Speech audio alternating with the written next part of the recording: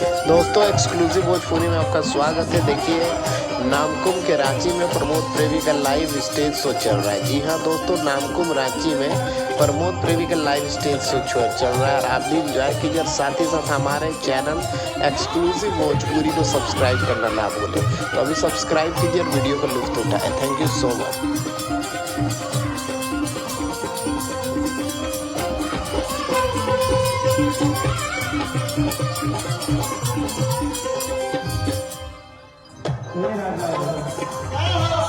देखा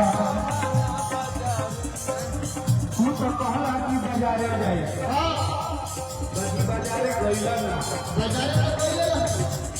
सरकार खड़ा है बोलो हमारा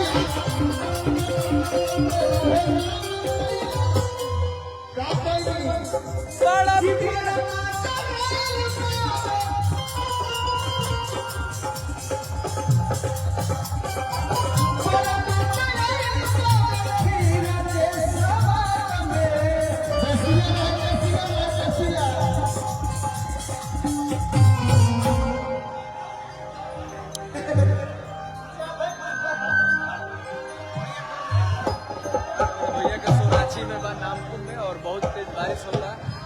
बारिश के बावजूद भी श्रोता लोग शो के आनंद लेता है और आप सबके और लाइव हम दिखाई देंगे।